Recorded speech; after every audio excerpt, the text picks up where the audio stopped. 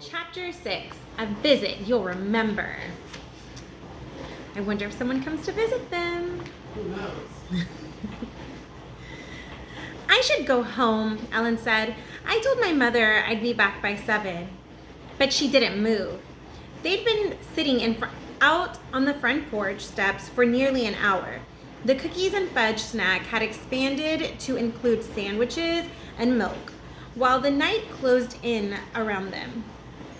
For the last 20 minutes, they'd been watching 2 rabbits, small, dark mounds with pointed ears, foraging for their supper in the deepening twilight.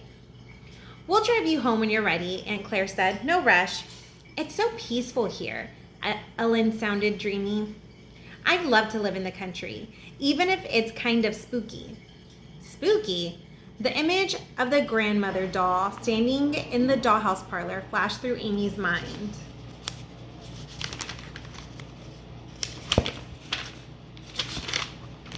What would Ellen say if she knew about that? Amy swept the image away. I like the country too, she agreed. Look, did you see the bird swoop across the yard? That bird was a bat, Aunt Claire said. She chuckled as both girls ducked their heads.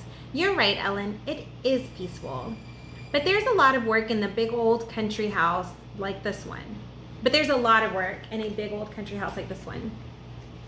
It's plumb full of things.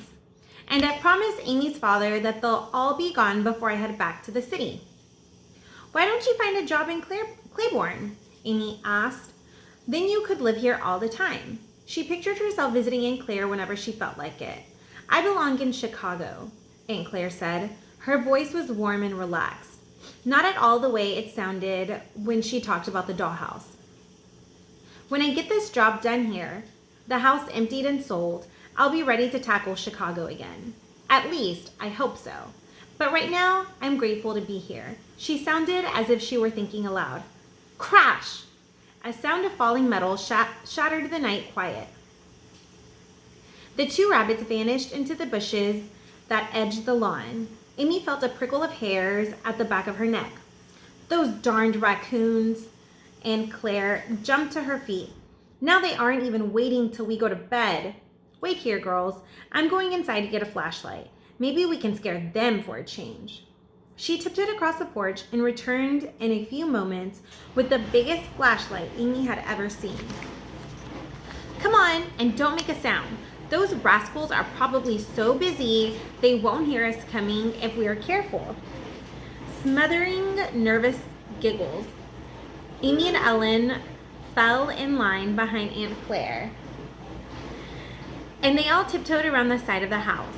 The side yard was black except for patches of light outside the parlor windows.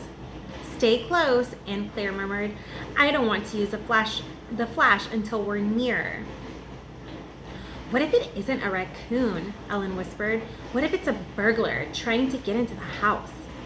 Aunt Claire didn't answer. Ahead, there was a scuffling and a clinking of metal. Amy reached back and found Ellen's hand.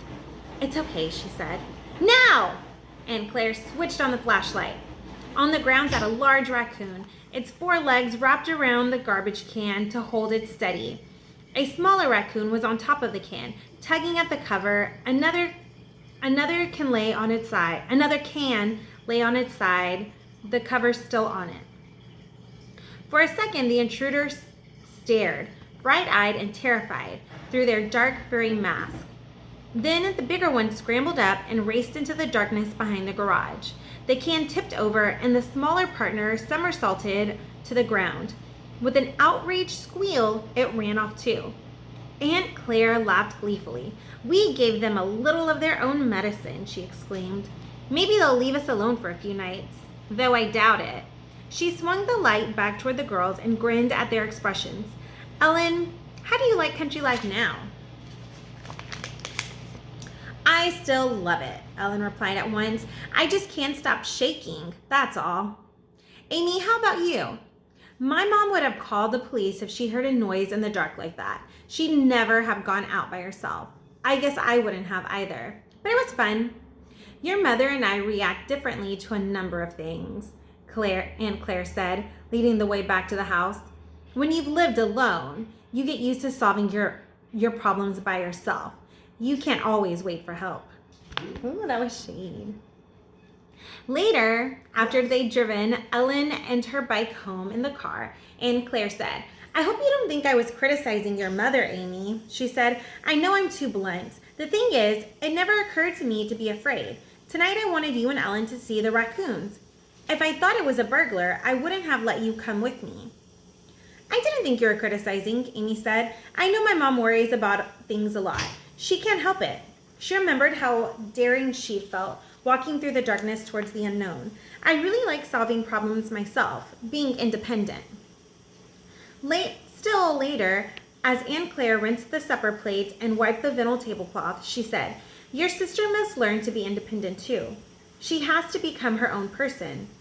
Oh no, Amy was shocked. Luann's like a little kid. She'll always be that way. The doctor said so. I know. Aunt Claire rinsed the dishcloth and draped it over a faucet to dry. But even little kids can learn to help themselves, and they're happier because of it. She turned and smiled at Amy. I've enjoyed having you and Ellen here today, she said. You've made me feel about 12 years old myself. And speaking of ripe old ages, don't you have a birthday coming up soon? Next Friday. Ellen's is the week after. Aunt Claire clapped her hands. How about a party? She asked. A birthday party for both of you. Maybe a pizza party. You and Ellen can invite some friends. Amy could hardly believe her ears. A double birthday party, exactly what she suggested to Ellen yesterday. We'll make the pizza ourselves. I'm the best pizza lady you'll ever meet. Aunt Claire gave Amy a quick hug. I want this to be a visit you'll remember. Curled up in her high, rather lumpy bed that night, Amy wondered if every day with Aunt Claire would be as exciting as this one. Yesterday, she'd been miserable. Today, she had all kinds of things to think about. Ellen's friendship, the birthday party, Aunt Claire herself, wise, brave, unpredictable, the dollhouse.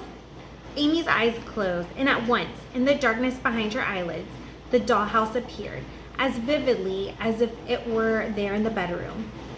It's waiting, Amy thought hazily, but waiting for what? She sank into an uneasy sleep.